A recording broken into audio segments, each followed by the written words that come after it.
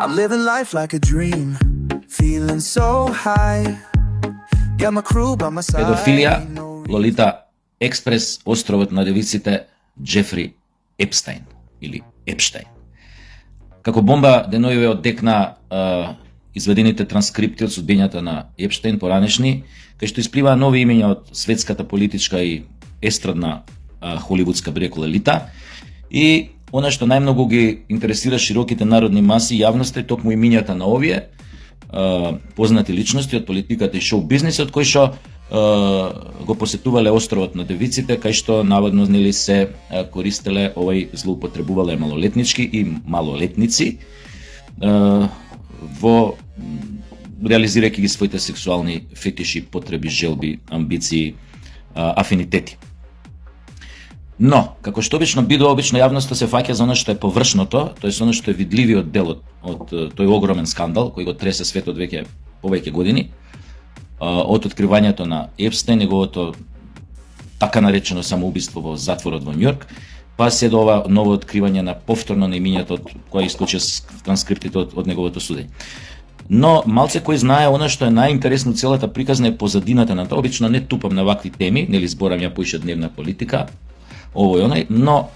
чувствувам потреба денес малце да се осврнам токму на оваа тема. Луѓе кои што често коментираат, но многу малку луѓе знаат до каде задира или до каде досега целиот овој скандал, целата ова приказна поврзана со островот на девиците, со Лолита Експрес и со Джефри Епстајн. На почеток ќе кажам само дека Джефри Епстајн, да знаете, е само обичен пиун во целата таа работа, или да кажеме поточно обична шаховска фигура која што израелската, најпознатата израелска тајна служба кога ја искористи, кога максимално ја употреби, кога дојде моментот да се разоткријат многу работи што немаше да бидат пријатни за светската јавност, едноставно најверојатно, нели, под претпоставка го отстрани многу елегантно, под случајот е се заведен, затворен под терминот самоубиство, додека бил во затвор. Пред да поминам на главното, сакам да кажам кој беше уствари Джефри Епстајн. Тој беше еден тип многу интелигентен, кој дури и не завршил универзитет, како се вика тоа во Америка, математичар, но кој што без разлика на тоа бил со извонерно висок коефициент на интелигенција и без разлика на тоа што немал диплома, замислете, предавал математика на еден познат универзитет во Америка, не толку познат, но да кажеме предавал математика. Во еден момент се префрла во банкарството, во финансиите, не знам дали точно баш на Wall Street или некој друго место, но како станува познат, како влегува во високите американски кругови, потоа и во светските кругови, така што разработува шеми за избегнување на плаќање на данок и така станува близок, многу интересни, комплексни и ефективни шеми за избегнување на данок и така станува близок на многу моćни луѓе од светот на политиката, бизнисот и така натаму. Тоа е почетокот на подемот, оној што е видлив на Епстајн. Но позадината на сето тоа е сосема друга. Ниту јас, ниту вие да имаме негова интелигенција, нема да можеме никаде без диплома да предаваме математика, особено не на универзитет, и секако нема да можеме да разработиме такви шеми за избегнување на данок ако немаме некоја огромна поддршка позади и позадина, и особено никој нема да ни дозволи толку години да го работиме тоа, а при тоа да бидеме заштитени како бели мечки. Значи позадината на подемот на Епстајн е неговото уметничко име е Боб Максвел или Роберт Максвел, инаку неговото вистинско име е Бенјамин Хох, типче кој што во Чешка го има сменето името, евреин, исто како Епстајн, кој што по завршетокот на Втората светска војна на чуден начин заминува за Велика Британија, на чуден начин, иако без пари, добива многу пари за да купи 5-6 во тоа време најпознати англиски медиуми весници и станува со тек на време еден од најголемите светски моголи продуцентски телевизиски медиумски.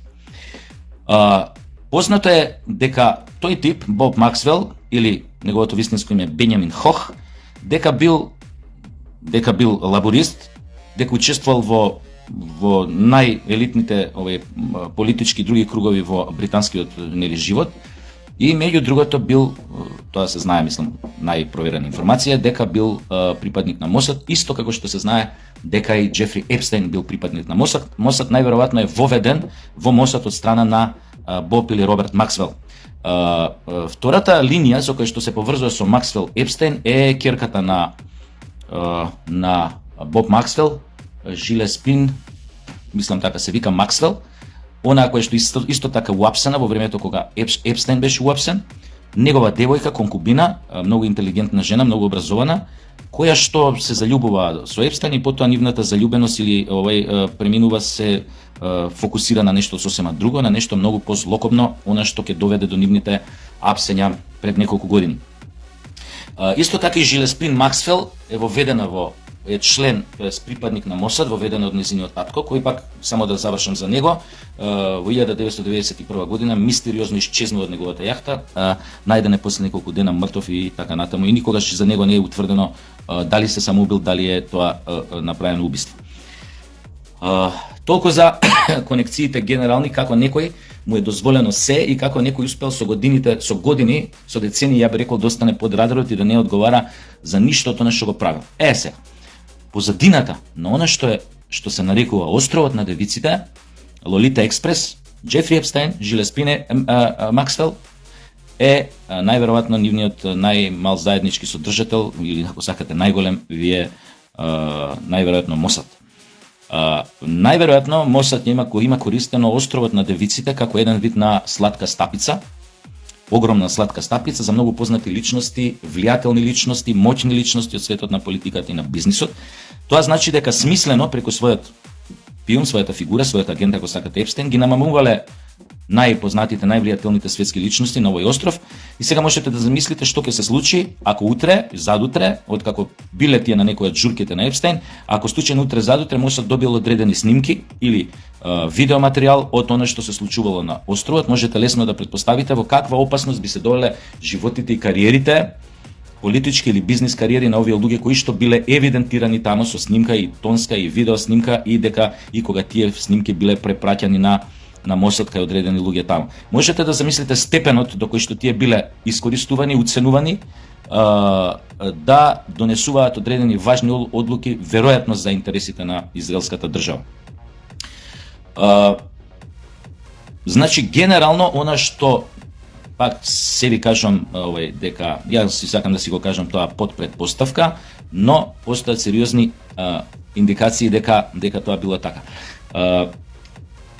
Ако земете да гледате малце поназад, да го вратите тркалото на времето, ќе видите дека можеби целата оваа ујдурма, целата оваа операција, црна операција би рекол, на една разузнавачка служба, дека веројатно корените на таа операција датираат многу одамна, датираат некаде од пред крајот на Првата светска војна, Балфоровата декларација, и претходно нели Светскиот еврејски конгрес и Теодор Херцел, основоположникот на национизмот. Се знае дека банкарите Хох Јуден, пак практично на Бенјамин Хох, значи на германски Хох Јуден, така биле нарекувани еврејските банкари кои што вложувале средства кога било формирано германското царство, кралство поправо. Сега работава е што во тек на Првата светска војна Британија, како е таа поврзаност после и со овој стариот Максвел со Британија, со купувањето на медиуми и тоа, кон крајот на Првата светска војна Британија се наоѓа во една клинч позиција и таа преку Светскиот еврејски конгрес на овој представниците таму што се им ветува дека Палестина, која што во тој момент има само 5% еврејско население, им ветува дека ќе се бори за тоа евреите да добијат своја држава Палестина и дека ќе направи се Палестина да биде населена со еврејско население. Тоа го ветува на одредени на Светскиот еврејски конгрес, нормално и на германските банкари во тоа време, која замислете во тоа време кога Британија е спротивставена на Германија, значи на различни страни на рововите се наоѓаат, во тоа време овие Хох Јуден или германски банкари даваат у сегашна вредност тоа би биле милиарди долари, во тоа време милиони долари даваат на британците, со чии што пари британците фактички добиваат војната. Веднаш по неја е прогласена Балфуровата декларација, со која што се британците почнуваат да го исполнуваат она кое што го ветиле на Светскиот еврејски конгрес и на оваа банкарска еврејска елита. Некаде во Во тоа време и малце покрасно со создавањето на модерната израелска држава, 48-9, не знам сега кога беше, не видно, почнуваат ваквите црни операции за веројатно за намамување на светската елита, за најмоćните луѓе, за да може да се врбуваат, да може да се оценуваат, за да извршуваат да донесуваат одредени одлуки за интересите на младата израелска држава во тоа време, а подоцна и за исто така и во подоцнежните децении, нели, од минатиот век. Што значи постоеле Епстајни и пред Епстајн. Тоа ми беше муабетот. Епстајн, како што кажам, е само една фигура која што се јавува во одреден момент, да кажеме после 90-тите години до моментот додека уапсен и додека нели официјално прогласен дека се самоубил, но и претходно знае светот, историјата, веќе и факти се тоа све знае за примери кај што овие црни операции биле на сила, кај што не е нешто дека е она што се случувало на островот на девиците и познатиот Лолита експрес, летовите кои што биле полни со девици или со малолетнички за тој остров, дека е само да кажеме некоја последна фаза од тие, или да кажеме една од фазите, една од тие црни операции. Значи, она што јавноста треба повеќе да се интересира, тоест да го знае, е прво тоа дека овој тип обскурен лик, Джефри Епстајн, е само обичен шраф во таа огромна машинерија, во таа огромна завера, ако сакате. Завера, не би рекол завера, веќе план, затоа што се знаат многу работи, кој како кога давал пари на кого, што финансирал, зошто на некој му е дозволено да се извлече со исплата на некое обештетување на жртвите, како што тоа му беше дозволено на принцот Ендрю, беше или Едвард, не знам како беше овој англичанецов што беше фатен таму, обвинет од една учесничка на тие малолетнички оргии на тој остров. Многу од нив им беше прогледано кроз прсти, не беа судени, веројатно на време се договориле или успеале да искамчат некој договор. Ако се сеќавате на првото судење што беше пред вторпа да го уапсат Епстајн, мислам беше осуден некој затвор кај што слободно се излегуваше и си тераше бизниси преку недела, не знам, сабота и недела доаѓаше у затворот да отспие или не знам како беше тоа. Знам дека имаше некоја чудна казна одлежуваше таму некој затворот полуотворен или скроз отворен тип у Америка, не знам каде беше тоа. Ако се земе сега упредити овој педофилски, би рекол, скандал,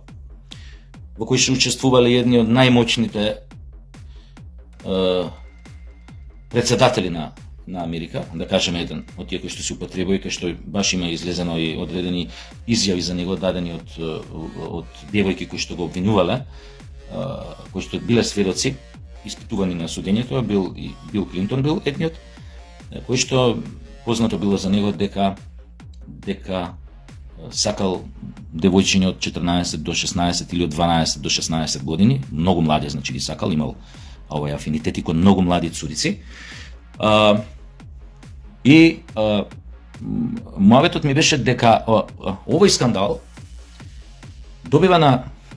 огромна тежина,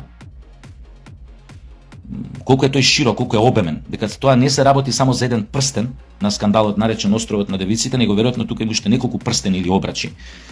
кои што сочинуваат целиот тај комплот наречен педофилија во светските политички елити, да наречем ајде вака произволно. Ако се земе упредвид еден исто така огромен скандал што се случи во Белгија